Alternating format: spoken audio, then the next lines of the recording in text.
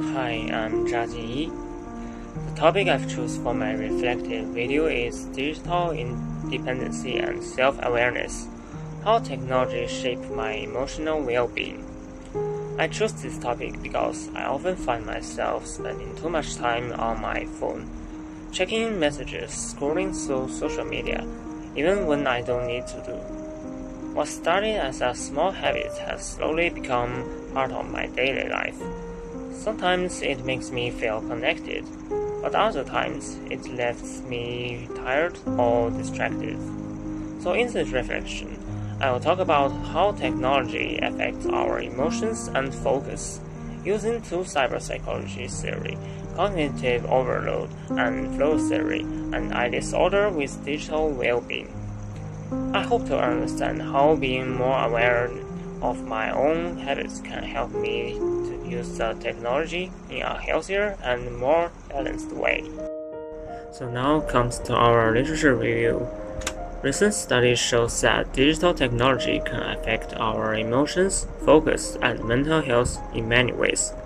For example, Chiu found that digital stress and social withdrawal link smartphone use with depression among students. Similarly, Brandley and Howard showed that checking phones too often is related to higher stress and unstable moods. Some research also explained how people cope with this stress. Ari found that many students use passive scrolling to escape pressures, but that usually makes things worse. Emily discovered that smartphone addiction is strongly connected to anxiety and depression. On the positive side, Ranmahan found that taking digital detox breaks can improve mindfulness and happiness. Altogether, this study suggests that technology itself is not a problem. What really matters is how we use it and how aware we are of its impact on our emotion and well-being. So the following is a brief video demonstration based on my personal experiences. So let's.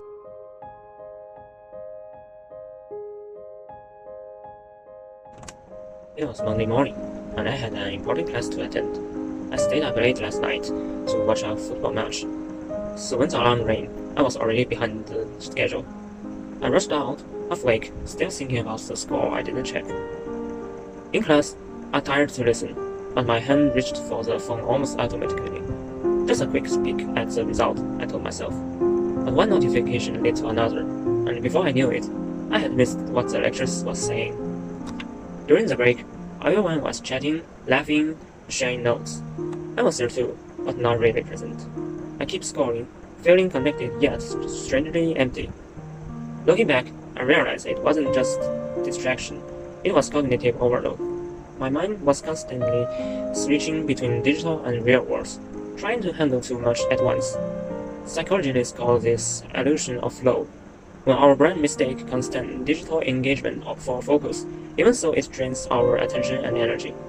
I wasn't relaxed, I was exhausting myself, one sweep at a time.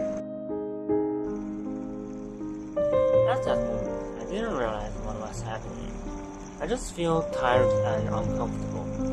But later, I learned that psychology actually has a name for these experiences, cognitive overload, and it explains exactly why we keep scrolling, even when we know we shouldn't. According to the theory, cognitive overload happens when our brain constantly switches between tasks, like checking messages, notifications, and updates, until our attention becomes fragmented and our mind feels exhausted. At the same time, flow theory helps explain why we keep doing it. I want to describe how social media use flow loops, endless scrolls, and unpredictable rewards to keep us engaged for longer than we intended. It feels productive or relaxing, but it's actually just overstimulation. The more we switch, the less focus we have, and eventually our 5-minute break turns into long, mindless scrolling seasons. When I look back at that morning, I wasn't just distracted, I was trapped in that digital flow loop without realizing it.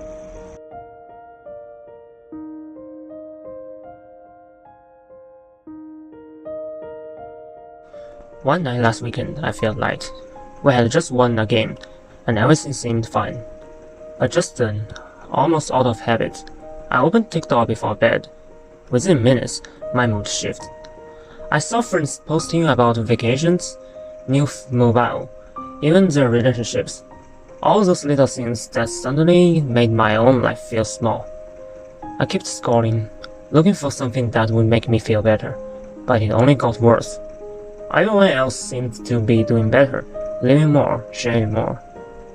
And there I was, tired, overthinking, wondering why I didn't feel enough.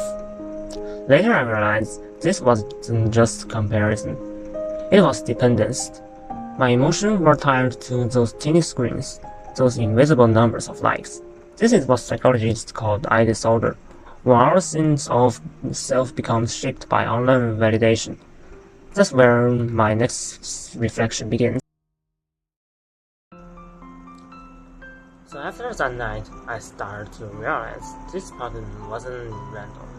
According to Rosen, people often feel emotional tension the moment they are disconnected. So checking our phones becomes a coping habit, not a choice. I noticed that in myself. Whenever I feel stressed or left out, I open my apps to feel connected.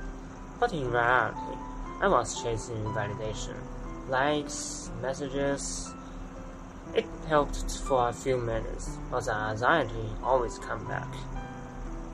Psychologists call this behavior loops: stress, scrolling, short relief, stress again.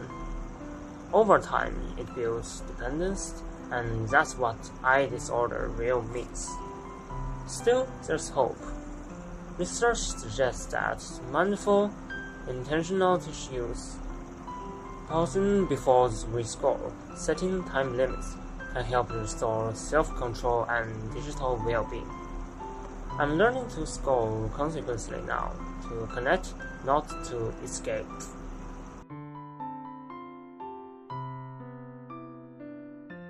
Looking back at these moments, I realized that technology itself was never the real problem. It was the way I used to escape. I turned my phone into a space where I could hide from stress, loneliness, even boredom. But the more I tried to escape, the more disconnected I actually became. From my studies, from people, and even from myself. During this reflection, I began to see how psychological theories like cognitive overload and I disorder aren't just academic ideas. They describe something deeply human, our constant struggle to balance connection and control in a world that never stops demanding our attention. I've learned that digital well-being isn't about delaying every app or rejecting technology. It's about awareness, pausing before I shock, asking myself why I'm online, and choosing to connect with purpose rather than habit. Sometimes I still get lost in the loop, but now I notice it sooner. I put the phone down, look around, and remind myself that real presence doesn't need a screen. In the end, this project wasn't just about technology. It was about learning to listen to my own mind again.